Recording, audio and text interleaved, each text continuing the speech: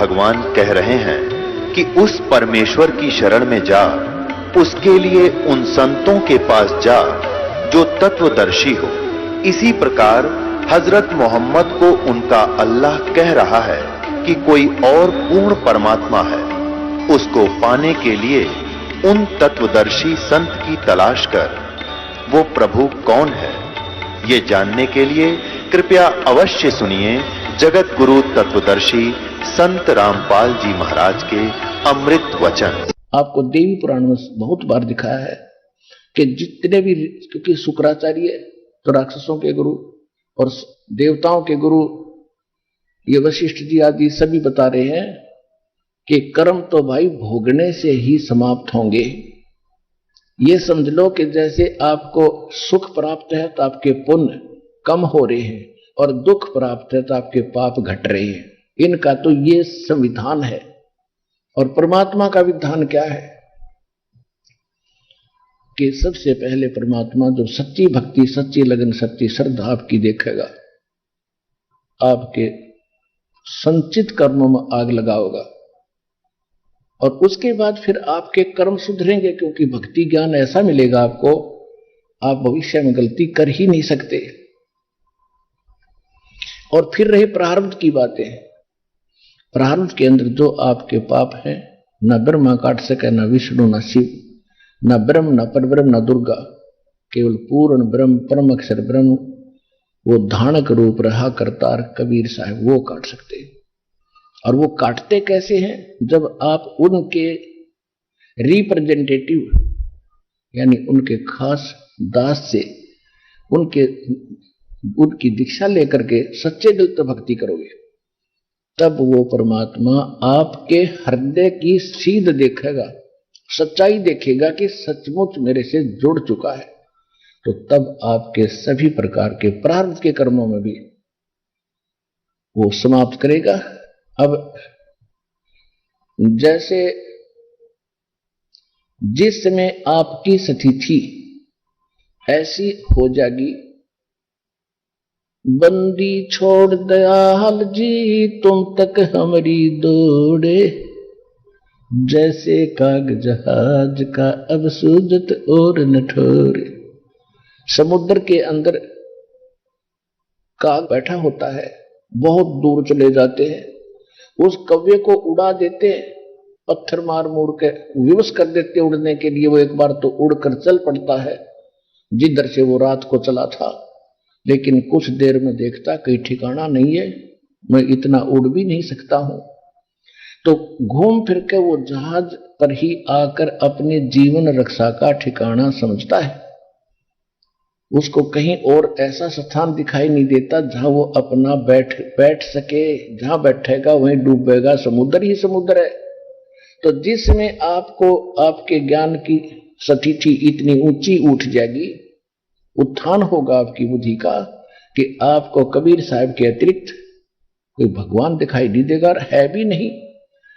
तो उस समय, और इसके अतिरिक्त आप किसी से सपने में इच्छा नहीं करोगे कि मुझे वहां कोई राहत मिलेगी। वो तो डुबोन के हैं, वो तो समुद्र ही समुद्र है। ये भाव सागर कहलाता है। एकमात्र स्थान कबीर भगवान की दया से सतलोक आश्रम बरवाला, जिला हिसार, हरियाणा के अंदर है। ये दास के पास वो वस्तु है जिससे आपकी जीवन रक्षा हो सकती है, मोक्ष भी हो सकता है।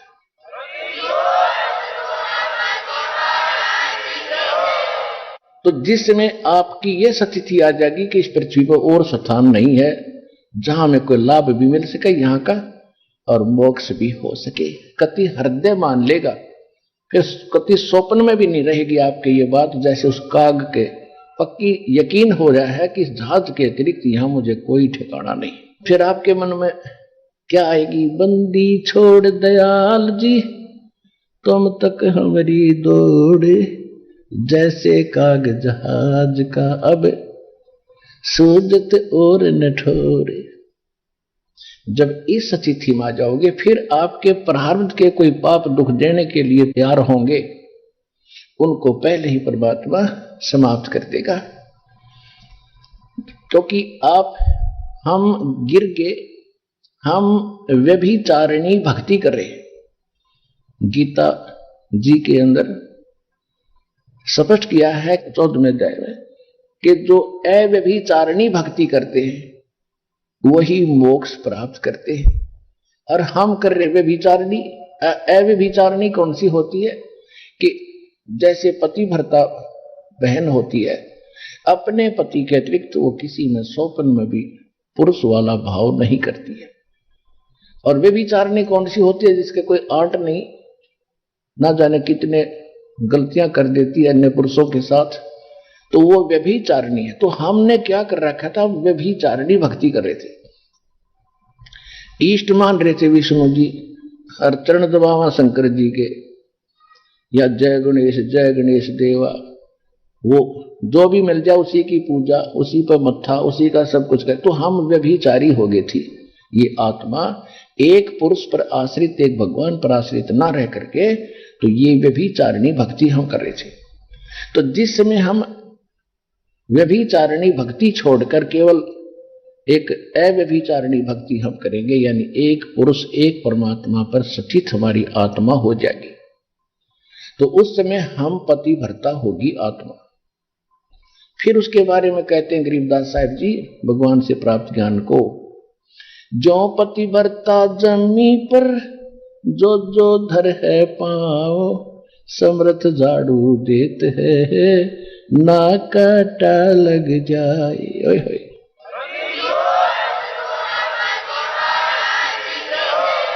उस आत्मा के जीवन रूपी सफर में कहते हैं समर्थ परमात्मा झाड़ू लेकर आगे आगे चलते हैं कि मेरी प्यारी आत्मा के इस मार्ग में कोई पाप रूपी कर्म का कांटा ना लग जाए।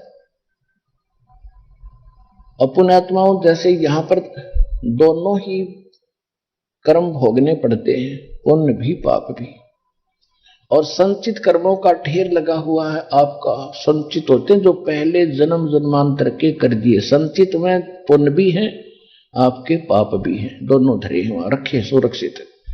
अच्छा, जब आपको कभी मानव शरीर मिलता है तो एवरेज निकाली जाती है। जैसे आपके 10,000 पाप कर्म है और पुण्य है 500, तो 10% तो उसका ले लिया पुण्यों का, यानी रेशो बना ली, 50% ले लिया पुण्यों से और 50 ले लिया पापों से। तो जिसके पुण्य कम है तो पुण्य तो आए समझो 250, और 10,000 में तो पाप आगे 5,000, उस रेशो से आपका प्रारब्ध बना गया और वो आपने भोगना ही पड़ेगा। चाहे राम रट लो, चाहे कृष्ण बज लो, और चाहे ब्रह्म की जाप कर लो, चाहे कितनी घंटी पीट लो, उसमें कोई परिवर्तन नहीं हो सकता। और फिर परमात्मा क्या करेगा, आपके उन संचित पाप कर्मों का नाश करेगा, पुण्य शेष रह जाएंगे। पुण्यात्मा वो मंत्र है, ये जाप दिया है दाता ने हमारे को, ये अनमोल छुपा के रखा था। धर्मदास मेरी लाख दुहाई, ये सार शब्द कई बार न जाई, सार शब्द बाहर जो पढ़ी, ये बिचली पीढ़ी हंस न तेरी। सार शब्द तुम तब तक छुपाई जब तक 12 पंथ न मिट जाई। परमात्मा कहते हैं, धर्मदास जी से कहा था कि सतनाम और सारनाम इनको अभी छुपा के रखना। सतनाम को तो मालिक ने थोड़ा बहुत कहीं महापुरुषों को दे दिया था, जैसे गरीबदास साहिब जी को, आदरणीय गरीबदास साहिब जी को, आदरणीय गीसा दास साहिब जी को, आदरणीय नानक साहिब जी को, और आदरणीय मुल्कदास साहिब जी को, आदरणीय धर्मदास साहिब जी को, इन सब महापुरुषों को मालिक ने सतनाम तो दे दिया था, सार शब्द फिर भी गुप्त रखवा दिया था कि इसका छींट भी ना लगने देना और सतनाम भी डिक्लेयर मत करना। तो कहने का भाव यह है कि वो मंत्र आज आपको दिया है लाख है, और यही वेद बताते हैं। ऋग्वेद मंडल नंबर 9 और सूक्त 94 के मंत्र 1 में, ऋग्वेद मंडल नंबर 9 सूक्त 95 के मंत्र 2 में यह स्पष्ट किया कि परमात्मा जब स्वयं आते हैं तो कवियों की तरह आचरण करते हुए विचरण करते रहते हैं, अपने ऊंचे स्वर में ज्ञान सुनाते हैं और अपनी मुख से बोलकर, वाणी से चेतावनी की वाणी दे देकर भक्ति के लिए प्रेरणा करते हैं भक्तों को, और वो गुप्त मंत्रों को वही आविष्कृत करते हैं। और परमात्मा क्या कहते हैं, सो हम शब्द हम जग में ल्याए, सार शब्द हम गुप्त छुपाए। खुद भगवान कबीर साहब कहते हैं कि वो सो हम शब्द हम ही लाए। सो हम शब्द का किसी को ज्ञान नहीं, ना किसी वेद शास्त्र में इसका ये लिखा है जो पूर्व के ग्रंथ है। परमात्मा के ज्ञान के बाद तो इन महापुरुषों को भगवान ने सोम तो बता ही दिया था। तो ये दो अक्षर से मिलकर सतनाम बनता है कोम, और ये जो एक सोहम, इसके विषय में नानक साहिब जी भी का प्रमाण है कि यही जाप किया करते थे जिससे ये पाप नाश होते हैं। पुण्यात्माओं, जैसे किसान फसल बीजता है, गेहूं के साथ साथ खरपतवार साथ ही उग जाता है, क्योंकि बराबर का खाद मिला, बराबर का पानी मिला, पानी और वो भी साथ पनप जाता है। पहले कोई विकल्प नहीं था, वो साथ ही फलते थे, दोनों ही बनते थे, अड़ंगा भी और कणक भी दोनों उपजती थी। अब उस अड़ंगे को निकालकर बाहर डालना पड़ता था, गेहूं अलग करनी पड़ती थी, बहुत परिश्रम होता था, कई बार गेहूं में भी मिल जाता था वो, और जिससे उसकी कणक आधी बन जाती थी। अब क्या किया है कि वैज्ञानिकों ने एक ऐसी औषधि का आविष्कार कर दिया है कि वो औषधि डाल देने से खरपतवार नष्ट हो जाता है, फसल को हानि नहीं होती, वो शेष रह जाती है। इसी प्रकार परमात्मा ने ये एक अनमोल जड़ी हमारे सदग्रंथों में रखी थी, जो इस दास को अब प्राप्त होगी है, जो पाप नाश कर देती है, पुण्यों को सुरक्षित रख देती है।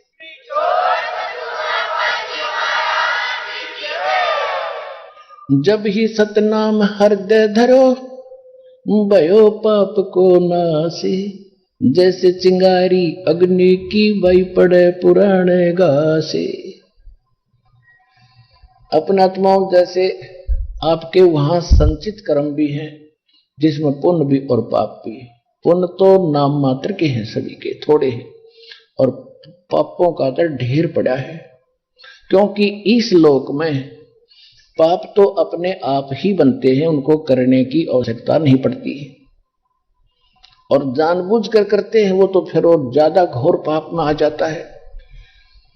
और पुण्य करने के लिए एक विशेष प्रक्रिया अडॉप्ट करनी पड़ती है, जिसमें पैसा भी लगता है, जिसमें समय भी लगाना पड़ता है। वो क्या है, शास्त्र अनुकूल साधना और परम संत से उपदेश लेना। गुरु के बिना भी साधना यदि आप करते हो वो सफल नहीं हो सकती। गुरु बिन माला फेरते, गुरु बिन देते दान, गुरु बिन दोनों निष्फल है, चाहे पूछो वेद पुराण। अब देखो सत्संग का लिंक ऐसे चलता है। अब गुरु कैसा हो, गुरु जी के बारे में हमारे सदग्रंथ भी बहुत से प्रमाण बताते हैं। गुरु पूर्ण हो, वो कैसा हो। परमेश्वर ने कबीर सागर में जीव धर्मबोध के अंदर 1960 पृष्ठ पे लिखा है, गुरु के लक्षण 4 बखाना। गुरु जो होगा वास्तव में उसके 4 लक्षण बताता हूं। प्रथम वेद शास्त्र को ज्ञाना, दूजे हरि भक्ति कर्म मन कर्म बानी, और तीसरे सम दृष्टि कर जानी, और चौथे वेद विधि सब कर्मा। ये 4 गुरु गुण जानो मरमा। ओए है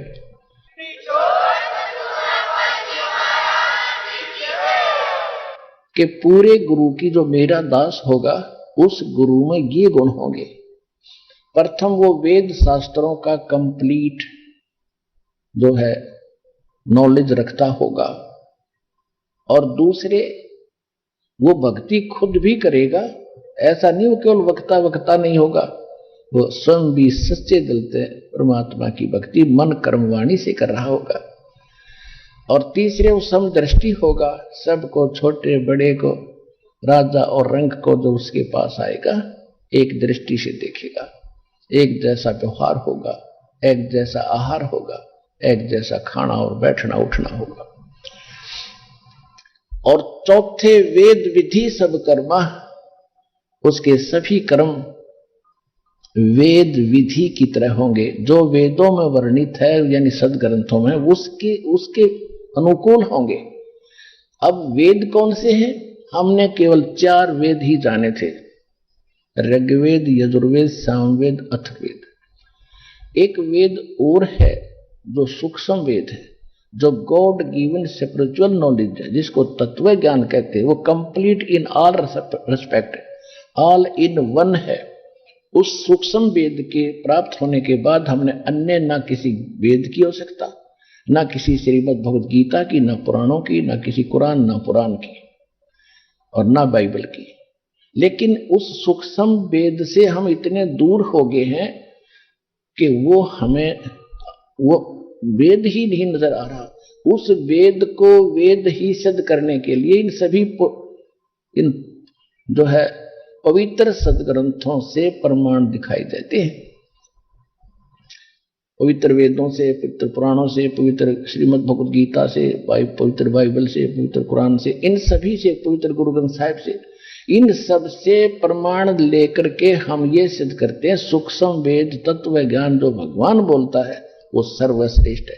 उसमें कंप्लीट कोर्स है, लेकिन उसको जनाने के लिए आपको ये इतना बड़ा अधिक हटकर सत्संग करना पड़ता है, ताकि आपका एक दिन ये विश्वास हो जाए कि जो सूक्ष्म वेद है वो फाइनल वेद है।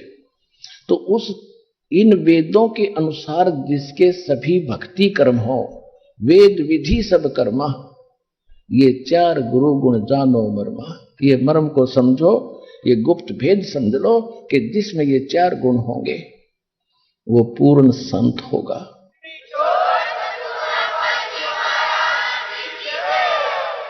तो जो सूक्ष्म वेद है उसके अंदर कंप्लीट कोर्स है, तो वो कंप्लीट कोर्स दास, और वो सूक्ष्म वेद यानी तत्व ज्ञान गीता अध्याय नंबर 4 के श्लोक नंबर 32 में, गीता अध्याय नंबर 4 के श्लोक नंबर 34 में गीता ज्ञानदाता ब्रह्म खुद कह रहा है कि जो आध्यात्मिक जो धार्मिक यज्ञ हैं, यज्ञ माने धार्मिक अनुष्ठान, इनकी जानकारी ब्रह्मणे मुखे, ब्रह्मणे मुखे का अर्थ है भगवान स्वयं अपने मुख कमल से जो वाणी बोलता है उसमें विस्तार के साथ कह दे।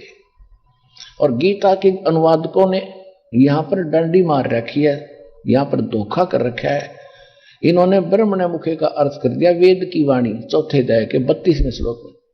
ये गलत कर दिया। ब्रह्मणे माने सच्चिदानंद घन ब्रह्म, परम अक्षर ब्रह्म, उसके मुख से बोली हुई वाणी में सब स्पष्ट लिखे।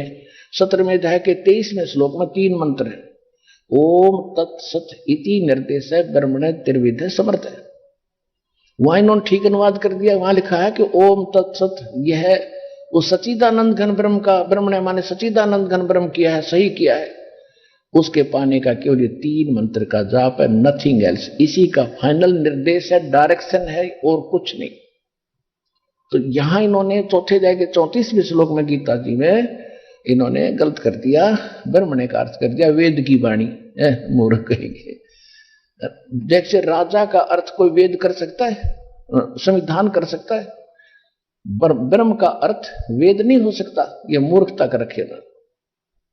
ब्रह्म तो एक राजा है, भगवान है, और वेद उसका संविधान है। राजा का कहीं अर्थ हो, राजा लिखा उसका वेद कोई संविधान अर्थ करके सेंटेंस और अनुवाद करता तो मूर्ख आदमी है। तो यहां लिखा है कि वो सच्चिदानंद घन ब्रह्म मुख कमल से जो वाणी बोलता है वो कंप्लीट है, उसके अंदर वो तत्व ज्ञान है। उस ज्ञान को खुद कहता मैं नहीं जानता।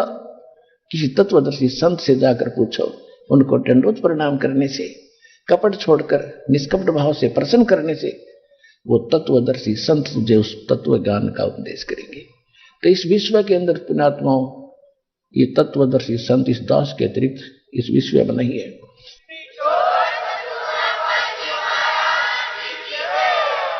तो आपको जो अन्य सदग्रंथ दास प्रमाण में देता है वो तो इसलिए आपका दिल, आपके अंदर से जो पुराना रंग जमा है उस पर रेगमार लगाता हूं साथ में, और फिर नया पेंट करता हूं। रेगमार लगाता हूं कि आप ये भक्ति कर रहे हो और वेद ये बता रहे, और वेद इनकम्प्लीट है, इनमें केवल ओम जाप है, आगे से आगे नहीं है। अन्य भी नहीं मंत्र हैं जो प्रथम हम देते हैं। वो सूक्ष्म वेद के अंदर वो कंप्लीट कोर्स है जो दास पहले से ही दे रहा था, जो गुरुदेव ने प्रदान किए थे। तब तक तो दास ने ना वेद जाने थे, ना गीता समझी थी, ना पुराण देखे थे, ना बाइबल और कुरान देखी थी। सन 1994 से लेकर सन 2001 तक दास सूक्ष्म वेद के आधार से यही पूजा विधि दे रहा। आपके भाई बहन जो 1994 से दास के साथ जुड़े, उनसे पूछ लेना, शुरुआत से यही मंत्र है जो 3 टाइम में दिए जाते, ऐसे देता आ रहा है। जब दास ने एक विशेष विनय की मालिक से कि परमात्मा, जब तक आप कहते हो वेद मेरा भेद है और मैं ना वेदन के माही, अर्जुन वेद से मैं मिलूं वो वेद जानते नहीं। आपका यदि भेद, आपकी महिमा की जानकारी वेदों और इन पुराणों में मिल जाती है, गीता में, तो दाता आपके बच्चे जल्दी समझ सकते हैं। बाकी हम जो ज्ञान दे रहे हैं ये स्वीकार्य अभी नहीं हो पाएगा, क्योंकि बहुत पहले अज्ञान का बहुत ज्यादा प्रचार हो चुका है। ऐसी दया करी दाता ने, एकदम अचानक प्रेरणा हुई कि गीता में देखूं, क्योंकि वेद तो हमने देखे भी नहीं थे, गीता अनुवादित थी, हमें मालूम था। गीता में देखता हूं, अगर गीता के अंदर कुछ थोड़ा बहुत मिल जाता है मैटर, तो समझाने में सुविधा होगी। जब गीता में दास ने क्या देखा, ओए होए। अब गीता ज्ञान दाता कहता है कि अर्जुन तेरे और मेरे बहुत जन्म हो चुके हैं।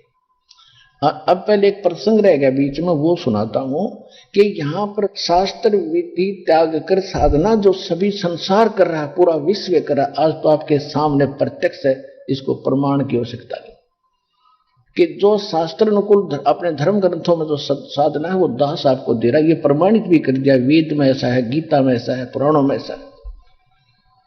अब आपको पता है कि पूरे विश्व में कहीं पर भी शास्त्र अनुकूल साधना नहीं है। गीता अध्याय नंबर 16 के श्लोक नंबर 23-24 में स्पष्ट कर दिया है कि शास्त्र विधि को त्याग कर जो मनमाना आचरण, मनमाने मंत्र जाप करते, साधनाएं करते हैं, उनको न तो सुख होता है, न उनकी गति होती है, न उनकी कोई सिद्धि प्राप्त होती है, यूजलेस।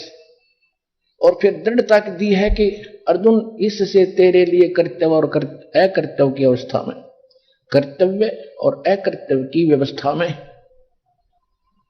सदग्रंथ ही प्रमाण है, किसी की दंत कथा पर विश्वास मत करो। तो यह सिद्ध हो गया कि जो शास्त्र विदिता का मनमान आचरण करते हैं उनको कुछ भी प्राप्त नहीं होना, उनको पाप ही पाप होंगे। पुण्य तो बन ही नहीं सकते, पाप अपने आप ही बनते हैं। यहां पर कैसे बनते हैं? जैसे किसान खेती के लिए पहले जमीन को तैयार करता, जिसमें झाड़ झंकाड़ बहुत अपने आप उगे होते हैं, और उसको संवारता है ट्रैक्टर से या हल से, कस्सी से खोद खाद कर उसको बीज बीजने योग्य बनाता है। फिर गेहूं का बीज डालता है, उसमें पैसे लगते हैं, उसको खोदा पाड़ा, हल से जोता, ठीक किया, संवारा, ट्रैक्टर से खुदवाया, संवरवाया, बहाया, तो उसमें पैसे लगे, मेहनत करनी पड़ी, पैसे भी लगे। फिर उसमें खाद डालना, पैसे लगे, पानी देना, पैसे लगे, मेहनत करनी पड़ी, तब जाकर के एक फसल मिली, कणक मिली, जिससे जीवन रक्षा हो सकती है। और अन्य ये घास, अड़ंगा, बोझड़े, खरपतवार बगैर बोए अपने आप ही हो जाते, उनको बोने की आवश्यकता नहीं पड़ती। इसी प्रकार जिस क्षेत्र में आप रह रहे हो, काल के लोक में, या तो कदम रखने पर भी पाप लगता है। कहते पृथ्वी ऊपर पग जो धारे, करोड़ जीव एक दिन में मारे। ओहे, छोटे छोटे जीव हवा में भी होते हैं, फर्श पर भी होते हैं, मिट्टी में भी होते हैं, की चींटियां होती हैं, सूक्ष्म जीव जो दिखते नहीं वो भी घूमते हैं।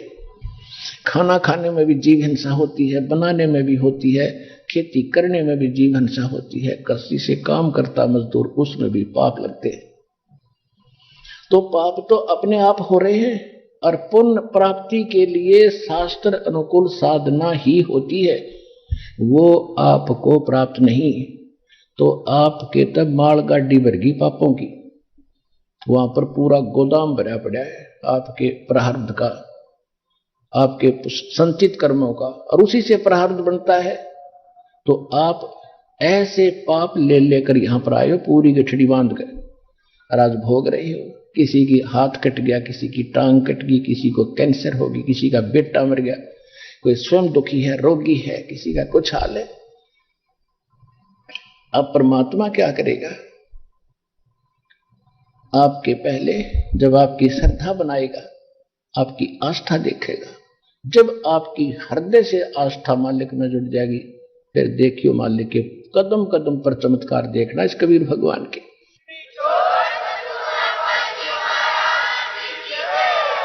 अब तो कोई भक्त कहता है चलो वहां ठीक हो जाते हैं, तो भक्त दुखी तो सब जगह भटकता है, वो आते हैं, देखेंगे ठीक हो गया तो ठीक है, नहीं तो नाम तो ले लेते हैं, ठीक हो गया तो ठीक है, नहीं तो फिर नहीं आएंगे। तो उनको लाभ नहीं मिलेगा। जो केवल इसी दृष्टिकोण से आते हैं उनको लाभ नहीं मिलेगा।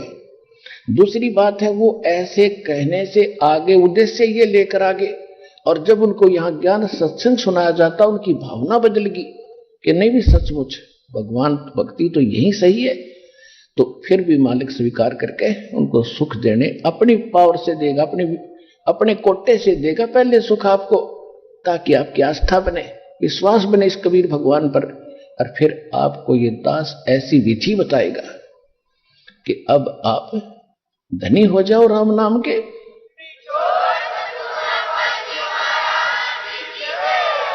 और कैसे, कितने धनी हो जाओगे आप? सतनाम इतना गजब का मंत्र है, इतना बहुमूल्य मंत्र है।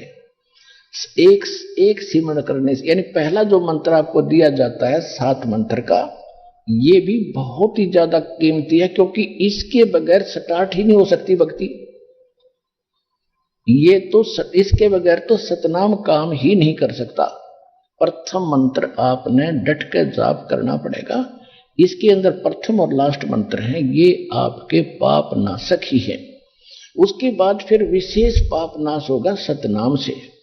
और बीच के जो 5 मंत्र इन 7 मंत्रों में है, ये आपके यहाँ जो देवी देवता हैं, ये इन्होंने आपको देना है, लेकिन देना है आपका वर्क डन, ये उसमें फेरबदल नहीं कर सकते।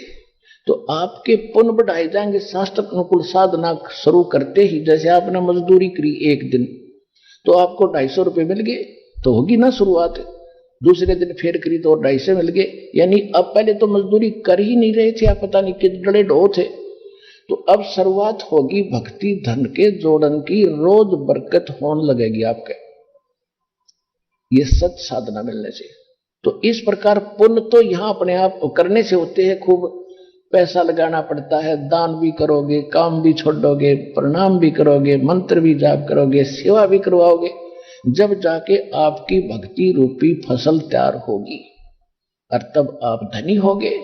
और पाप अपने आप हो रहे हैं, शास्त्र विरुद्ध साधना करने से भी पाप ही बढ़ रहे हैं, पुण्य तो कोई हो ही नहीं सकता, ये अपने सदग्रंथ प्रमाण देते हैं। तो जिस कारण से आपके संचित कर्म ज्यादा है, और पुण्य तो वहां कोई एकादा ही पड़ा पाओगा, कितने कोई दाने डाल दिए, ये इस तरह के पुण्य नहीं होते। ये पुण्य तो है, लेकिन ये सफिशिएंट नहीं है। जैसे हनुमान का व्रत रख लिया, 100 रुपये का प्रसाद बांट दिया, ये 110 का बांट देते होंगे बड़ी बात करके, तो ये कोई पुण्य नहीं है। मत्था टेक दिया, कितने साल भर में एक भंडारा कर दिया, नहीं, ये तो ऐसा है। जिन हर जैसा सुमरिया ताको तैसा लाभ, ओसा प्यास न भाग ही जब तक दशे न आवे। क्या बताते हैं परमात्मा? कहते जिन्होंने जैसे भगवान की जैसी भक्ति करी, उनको वैसा ही लाभ हो रहा है। जैसे हम पहले धर्म मान रहे थे इसको, जैसे अभी आपको बताया, हनुमान का व्रत रख लिया, शास्त्र विरुद्ध, थोड़ा बहुत प्रसाद बांट दिया, या कई चिड़िया पक्षियों को दाना डाल दिया, या कोई भंडारा कर दिया, ये तो ऐसा था जैसे हम ओस चाट रहे हों। ओस के चाटने से प्यास नहीं बुझ सकती। प्यास तब बुझेगी 2 गिलास गट गट पीवे पानी के, जब प्यास बुझेगी। तो ये जो धर्म पुण्य तुम कर रहे थे, हम कर रहे थे, ये तो ओस चाट रहे थे। और सतलोक आश्रम बरवाला में जिला हिसार में आपको गिलास के गिलास पियाए जाएंगे, तब आत्मा की प्यास बाचेगी।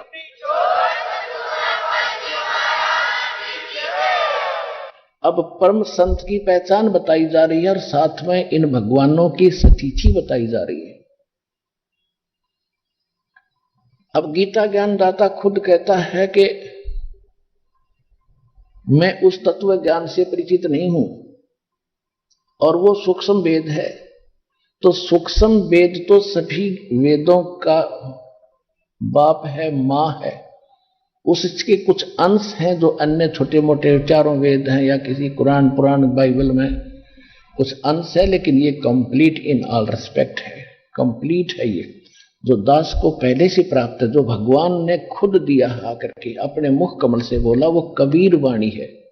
और कबीर वाणी कबीर सागर में लिपिबद्ध है। कबीर साखी हैं, कुछ कबीर शब्दावली हैं, कबीर बीजक है। तो इन नकली कबीर पंथियों ने उसमें कुछ अपनी सूझबूझ और अज्ञान से उसमें कुछ गड़बड़ कर रखी है। इसलिए परमात्मा ने 600 वर्ष पहले धर्मदास जी से कहा था कि बर्मा पंथ जब आवेगा सन 1717 में, संवत 1774 में उसका जन्म होगा, बर्मे पंथ के प्रवर्तक का, वो गरीबदास गांव छुड़ानी जिला झज्जर वाले का है। तो उसके द्वारा मेरी महिमा की वाणी पुनः प्रकट होगी। तो उस परमात्मा ने ये सूक्ष्म वेद अपनी प्यारी आत्मा गरीबदास साहिब जी के माध्यम से और फिर से लिपिबद्ध करवाया। तो इस ज्ञान में तो ये है वो सूक्ष्म वेद जो दास को उपलब्ध है। उसके हटकर भी है, उसके हटकर भी जो ज्ञान है वो विशेष इस दास ही को दिया है। इससे पहले अन्य संतों को वो ज्ञान नहीं दिया, मूल ज्ञान। कैसे? धर्मदास मेरी लाख दुहाई, ये मूल ज्ञान कई बार न जाई। मूल ज्ञान भी है और सार नाम और सार सतनाम भी है, वो अलग है। ये मूल ज्ञान के लिए बता रही है। धर्मदास मेरी लाख दुहाई, ये मूल ज्ञान कई बार न जाई। मूल ज्ञान बाहर जो पढ़ी, ये बिचली पीढ़ी हंस न तेरी। 33 अरब ज्ञान हम भाखा, मूल ज्ञान हम गुप्त ही राखा। मूल ज्ञान तुम तब तक छुपाई, जब तक द्वादश पंथ मिट जाई। परमात्मा कहते हैं जो कबीर सागर में और कबीर बीजक में, कबीर शब्दावलियों में, कबीर साखियों में, और जो गरीबदास जी को दिया है, कहते हैं मैंने 33 अरब वाणी बोल दी, 33 अरब। तो ये कुछ ही संग्रह कर पाए हम। कहते फिर भी इनके बाद भी मूल ज्ञान मैंने गुप्त ही रखा हुआ है, अभी बताया नहीं है। वो गुप्त ज्ञान इस दास को दिया है परमात्मा ने।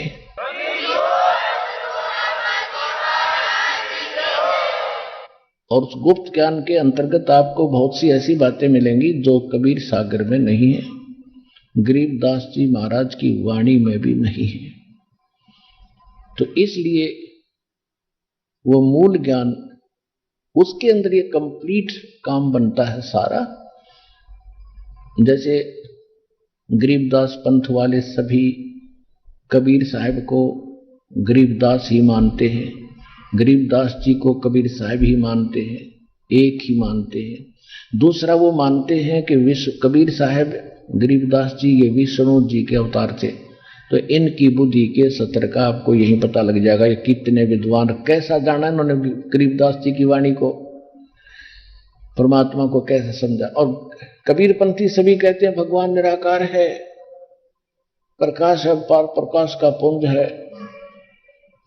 और कबीर साहब तो सतगुरु हैं, वो उस भगवान के भेजे हुए अलग से नहीं।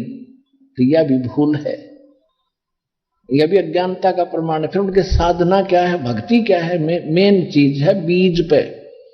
वो बीज महिमा गा रहे हैं आम की और बीज दे रहे हैं बबूल का। तो बीज से आम बनना है और बीज ही यानी मंत्र, जो रियल मंत्र है, जो सही मंत्र है भक्ति के, इस जो दास आपको दे रहा, इससे मोक्ष होना है।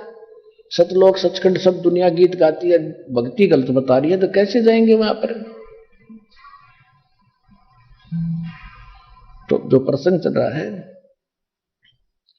अब हमने कौन सा मोक्ष चाहिए? ब्रह्मा विष्णु महेश तीनों नासवान, इनके पिताजी गीता ज्ञान दे रहे हैं श्री कृष्ण में प्रवेश करके, वो बता ही रहे अपनी स्थिति। गीता अध्याय नंबर 2 के श्लोक नंबर 12 में, गीता अध्याय नंबर 4 के श्लोक नंबर 5 और 9 में, गीता अध्याय नंबर 10 के श्लोक नंबर 2 में वो कह रहे हैं कि अर्जुन तेरे और मेरे बहुत जन्म हो चुके, तू ही जानता मैं जानता। अपने सत्र के मंत्र उसने बताई दिए। इसे सिद्ध हो गया कि ये भी नासवान है और ब्रह्मा विष्णु महेश तो नासवान है। ये तो आपको बहुत बार सिद्ध कर दिया। श्री देवी भागवत यानी देवी पुराण के 3 स्कंद में गीता प्रेस गोरखपुर से प्रकाशित मोटा टाइप के 123 भगवान विष्णु स्वयं कहते हैं कि तुम शुद्ध स्वरूपा हो, ये सारा संसार तुम्हीं से उद्भासित हो रहा है। मैं शंकर और ब्रह्मा आपकी कृपा से विद्यमान है। हमारा तो आविर्भाव माने जन्म और तिरोभाव माने हमारी तो जन्म मृत्यु होती है। वही तो नासवान सिद्ध। और अब ये ब्रह्म जो इनका पिता है गीता बोल रहा है 8वें अध्याय के 13वें श्लोक में कहता है कि ओम इति एकाक्षरम ब्रह्म व्यवहारण माम अनुसमरण ये प्रयाति तजंदेहम सयाति परमामति। मुझ ब्रह्म का केवल एक ओम मंत्र है, अंतिम सांस तक इसकी भक्ति करता हुआ शरीर छोड़कर जो जाता है वो उत्तम गति को प्राप्त, परम गति को प्राप्त होता है जो ओम से मिलनी है।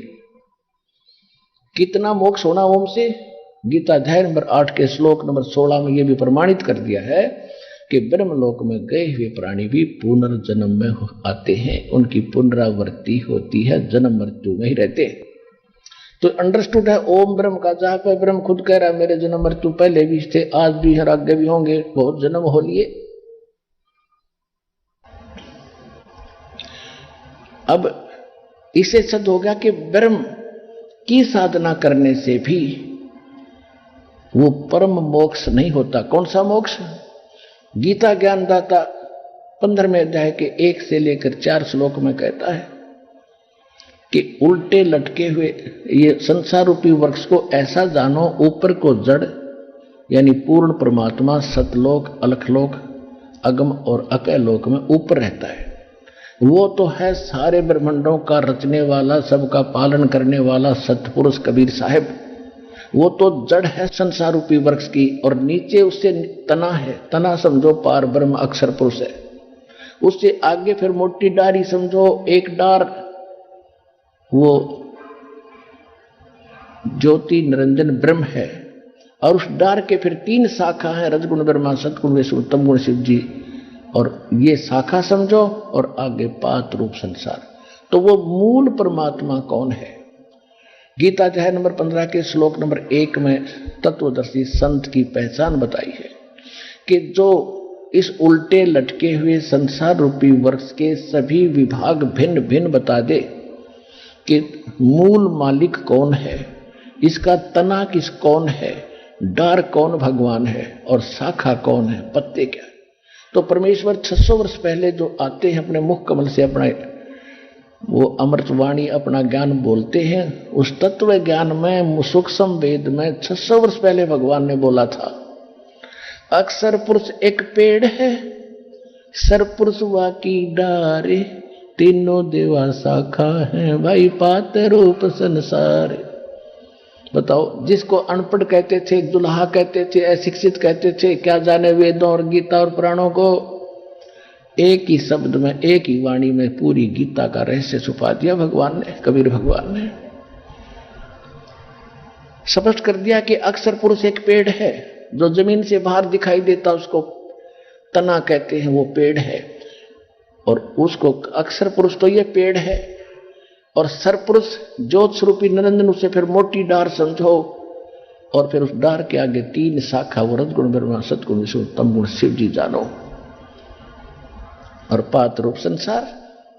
तो ये गीता अध्याय नंबर 15 के श्लोक 1 में ये भी स्पष्ट किया है कि जो ये सभी पार्ट बता देगा सवेदवित, वो तत्वदर्शी संत है।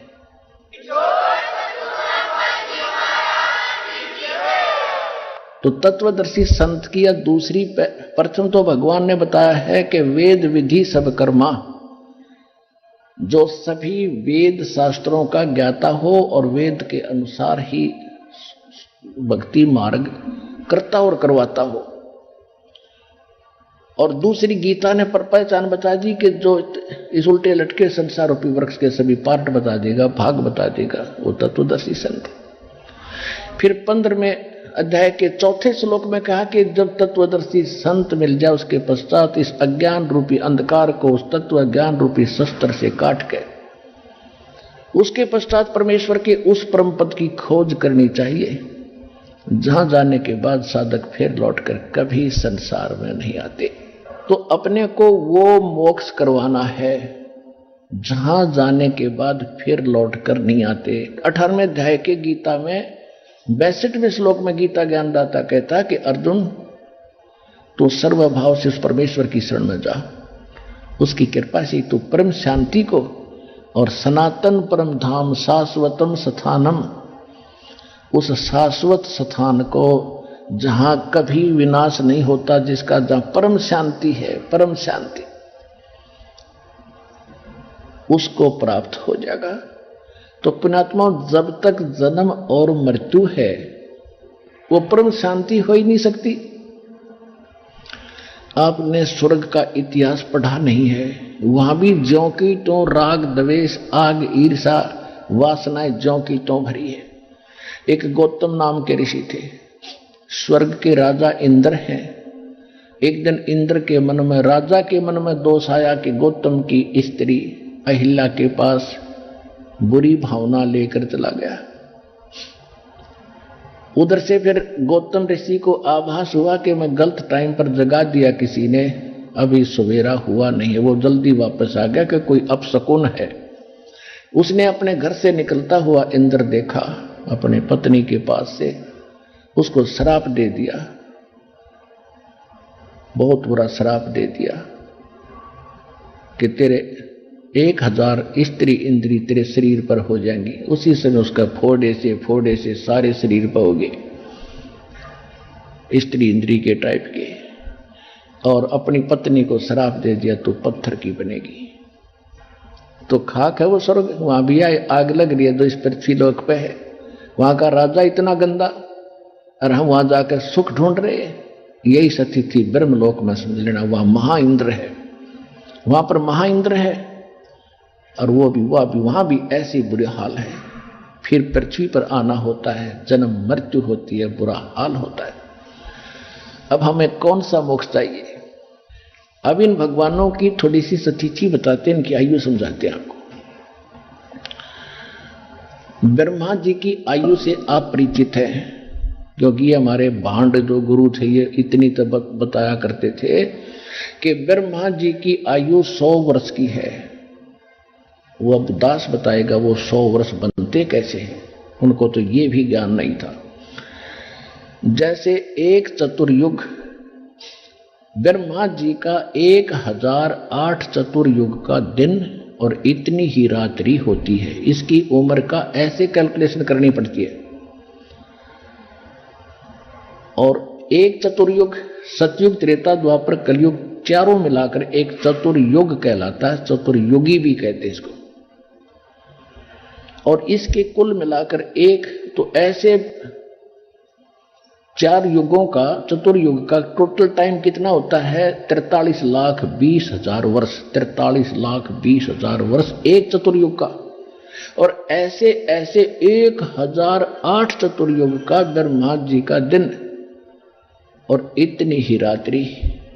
इसको लंप सम 1000 चतुर्युग माना जाता है। जैसे हमारे यहाँ वर्ष कैलकुलेट करते हैं अपना यहाँ का मनुष्यों का, ये वैसे वास्तव में 365 सही 1/4 दिन होते इसमें, लेकिन हम अमूमन इसको 365 दिन का ही मानते हैं। इतना समझ लो।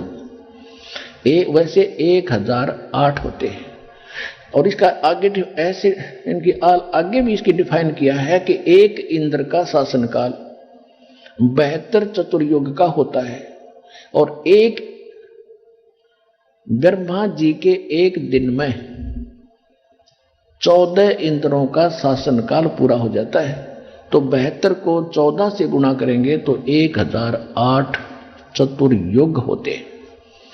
तो लंपसम अब माना जाता है 1000 चतुर्युग का ब्रह्मा का दिन इतनी ही रात्रि, ये दोनों मिलाकर समझो एक दिन रात बन गए ब्रह्मा के। ऐसे 30 दिन रात का महीना और 12 महीने का एक वर्ष, ऐसे बने हुए पीरियड से, और ऐसे 100 वर्ष की आयु है ब्रह्मा जी की।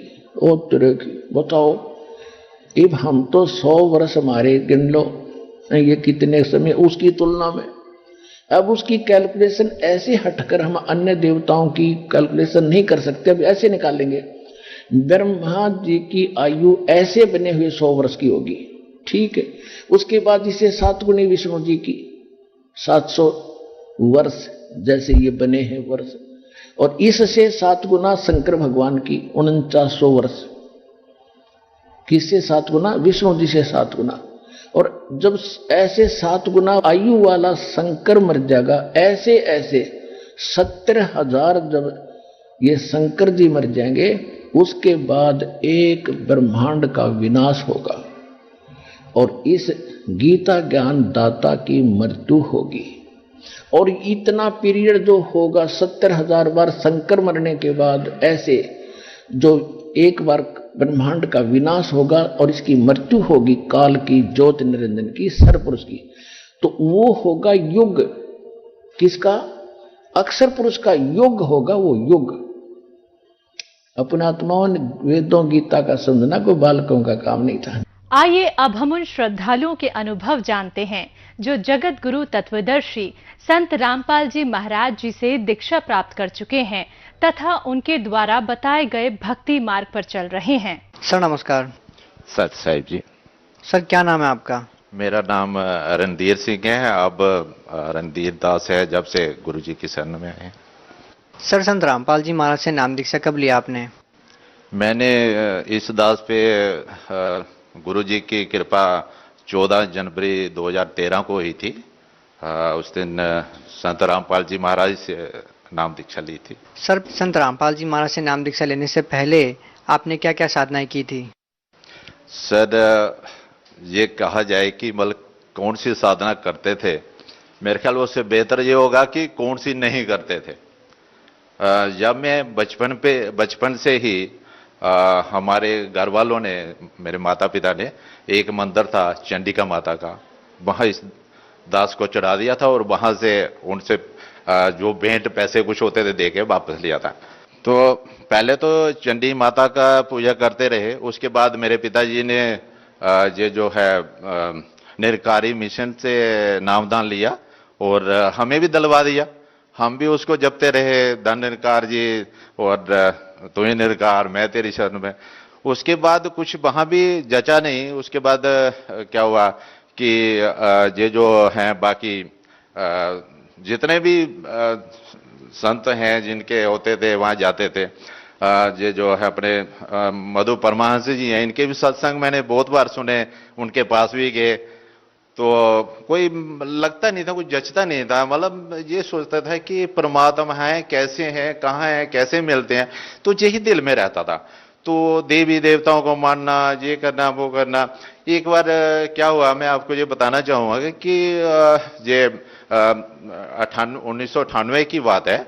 मतलब मेरे में भक्ति का जो था ना, देवी देवताओं का इतना वो खुमार जैसा हो गया था कि मैं ना, मतलब मुझे ऐसे पावर जैसी थी।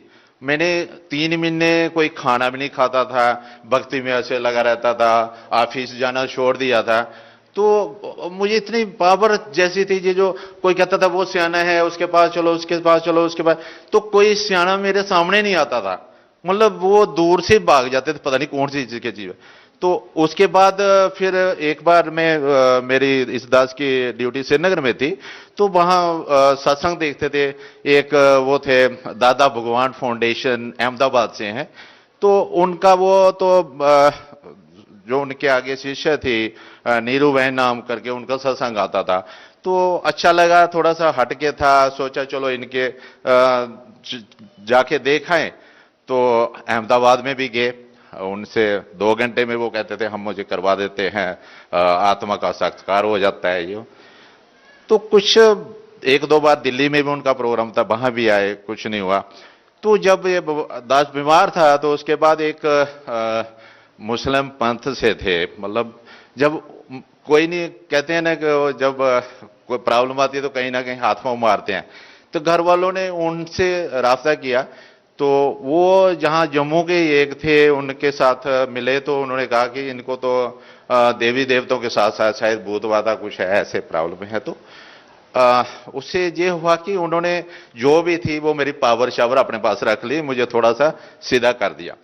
तो मेरे दिल में जागा कि शायद इनके पास कुछ है जो बाकी वालों के पास नहीं है। तो उनके पीर थे, मेरठ से थे, तो मैंने उनके साथ मिलने की थोड़ी सी दिल में तमन्ना हुई, तो उनके पास चले गए मेरठ में, उनसे मिले। वो थे हाजी थे, बहुत पहुंचे हुए, आई कैन से कि वो एलिवेटेड आत्मा थी, मतलब थोड़ा सा डिफरेंस ज्यादा नहीं करने वाले थे, मतलब सबको एक समान समझने वाले थे। उनकी शरण में ये 10 कम से कम 8 साल रहा। तो आप शायद सर ये झूठ मानेंगे कि ये मेरे ख्याल में हिस्ट्री में एक वो क्या कहते हैं नई चीज ही होगी कि मैंने उनके कुरान पढ़े, उनके वो पढ़े, और जहां तक हुआ कि उनको अपने घर से मैंने हज पे भेजा। मतलब ये कभी नहीं होगा कोई हिंदू के घर से और हिंदू के एड्रेस से कोई मुसलमान जा रहा होगा। तो उनको मैंने हज पे भेजा, उन पे आस्था थी, हज से वापस आए। फिर ऐसा चलता रहा। 2008-9 में उन्होंने अपना चोला बदल लिया, छोड़ गए इस दुनिया से। तो अब जो उनके आगे थे उनमें आपस में कुछ क्या कह सकते हैं कि क्या हुआ क्या नहीं हुआ, उन्होंने किसी को कहा नहीं था आगे कौन देखेगा क्या देखेगा। तो कुछ जचा नहीं, मतलब कुछ लालचपन जैसा कुछ लगा कि भाई इनके पास तो कुछ है नहीं, लेकिन चलो जो रास्ता वो दिखा गए हैं, कुछ चीजें तो बहुत अच्छी दिखाई, टीवी नहीं देखना है। तो जब वो इस दुनिया से चले गए तो फिर मैं किसी पे आस्था नहीं रही। मैं यही सोचता था, ये परमात्मा तू जहां भी है तो मुझे कहीं अच्छी जगह पे ले जा, तो जहां के तू मिल जाए। सर, आपने इतनी जगह पे साधनाएं की है, विभिन्न संतों से, काजियों से आपने नाम दीक्षा ली है, संतों से आप जुड़े रहे हैं, देवी देवताओं की पूजा आपने की है, उसके बावजूद आप संत रामपाल जी महाराज की शरण में आए।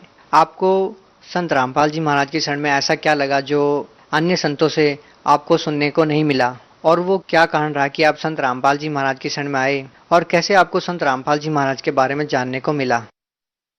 संत रामपाल जी महाराज की शरण इस दास को मैं कहता हूं बड़ी मुश्किल से मिली हुई है। इतना लंबा सफर तय करने के बाद, इतना फिर एक ये था दिसंबर की बात है 2012 की। तो दास से परेशान रहता था, मतलब किसी में मन नहीं रहता था कौन सी भक्ति कौन सी नहीं करूं। तो एक दिन ऐसे टीवी चैनल घुमा रहा था, मतलब वो लैपटॉप पे लगाया हुआ था, टीवी घर में नहीं था, तो लैपटॉप ऐसे घुमा के देख रहा था। तो उसमें ये चैनल आ गया, गुरुजी बता रहे थे ये कबीर साहब परमात्मा है ये वो। तो हमने वो देखा, थोड़े दिन देखा, अच्छा लगा। तो हमने घर में इसलिए कि हमारे भगतमती कहने लगे जहां जाना चाहिए, तो हमने उधर का प्रोग्राम बना लिया। तो टिकट करवा दी थी फरवरी की। तो एक दिन क्या हुआ कि मेरे गले में इतनी दर्द हो गई कि हद से ज्यादा। तो मतलब डॉक्टर के पास किया, डॉक्टर कहता आपका जो स्टेरॉइड कुछ प्रोसेस जो कुछ हड्डी है उसमें प्रॉब्लम है ये वो। तो उनकी दवाई देने के बावजूद भी दास को कोई आराम नहीं हो रहा था, बहुत दर्द हो रही थी। तो इतनी दर्द हो रही थी, हद से ज्यादा मैं रो रहा था। तो भगतमती कहने लगी कि हमने उधर जाने का सोचा ही है, तो फरवरी के बदले क्यों ना हम जनवरी में चले जाएं, टिकट चेंज करवा लेते हैं। तो जो ही दास ने ये सोचा कि हाँ ऐसे कर लेंगे, तो दास की आंख लग गई। तो अभी क्या देखते हैं कि बहुत सारे ऐसे जिलमिल से तारे हो रहे हैं, और उधर से परमात्मा संत रामपाल जी ऐसे सामने आके मुझे कहते हैं बेटा बरवाला में आ जा, तेरा सफर खत्म हो गया, अब तू उस सफर में आ जा, वो ठीक है। तो अब मुझे नींद खुल गई। अभी आधी रात 3-4 बजे का सुबह का टाइम था। तो मैं सोचता हूँ कि ये परमात्मा गुरुजी तो वही हैं जो सत्संग में आप दिखाते हैं, लेकिन अब मेरे वो गुरुजी जो थे, पीर थे, वो क्या कहेंगे, उनको मैंने छोड़ा हुआ। तो अब दूसरी बार जब मेरी द्वारा नींद आई, सोया था, तो वो पीर सामने आ जाते हैं। वो कहते हैं बेटा अब तू बरवाला चला जा, अब तेरे लिए वही ठीक है। तो दास ने जाके जनवरी की टिकट चेंज करवाई और वहां जाके अपनी भगतमती और दोनों ने जाके गुरुजी से नामदान लिया। और रात को 2 बजे गुरुजी ने दर्शन दिए, जो कि मेरे ख्याल में शायद ही गुरुजी कह रहे थे कि बेटा मैं 2 बजे तेरे लिए आया हूं। तो बहुत देर कर दी मैंने, अब जल्दी बुला लिया, फिर भी महीना पहले बुला लिया। तो ये गुरुजी को पहले ही मालूम था कि पहले बुला लिया। सर, संत रामपाल जी महाराज से नाम दीक्षा लेने के बाद आपको क्या लाभ मिले? लाभ तो अनेक हैं।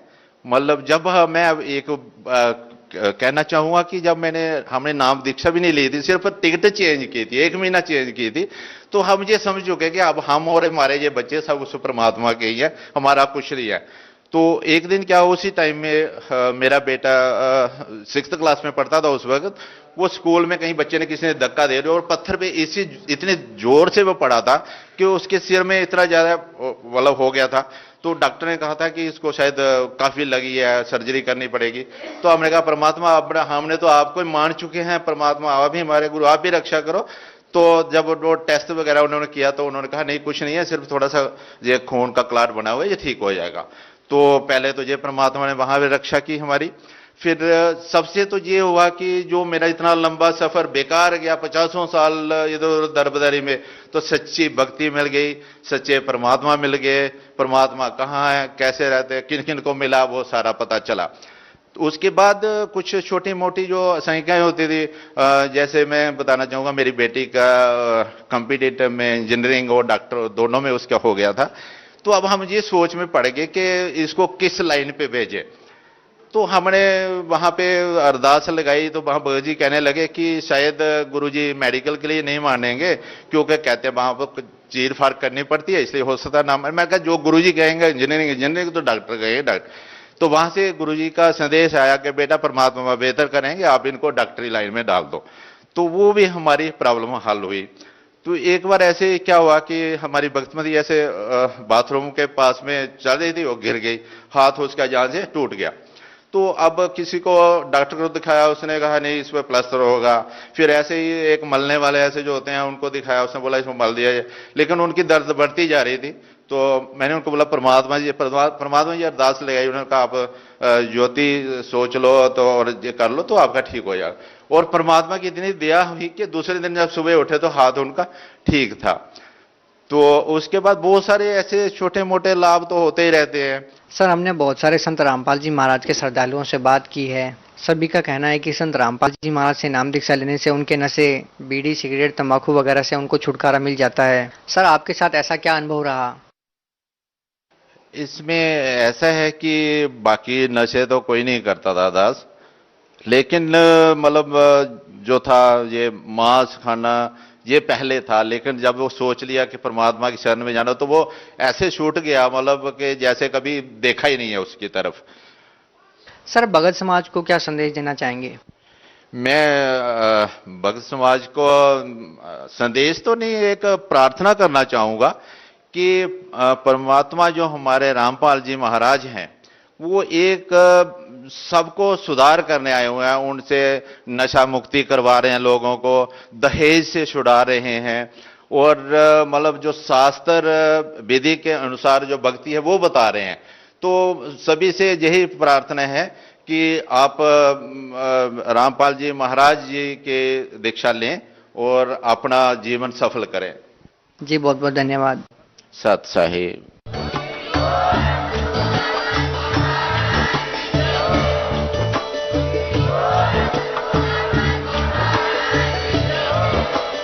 आप सुन रहे थे जगत गुरु तत्वदर्शी संत रामपाल जी महाराज जी के मंगल प्रवचन। अधिक जानकारी के लिए विजिट कीजिए हमारी वेबसाइट www.jagatgururampalji.org। संत रामपाल जी महाराज जी के शुभ आशीर्वाद से पूरे विश्व भर में 500 से भी ज्यादा नाम दीक्षा केंद्र हैं, जिन पर संत रामपाल जी महाराज जी द्वारा ऑनलाइन निशुल्क नाम दीक्षा दी जा रही है। अपने नजदीकी नाम दीक्षा केंद्र का पता करने के लिए संपर्क करें 82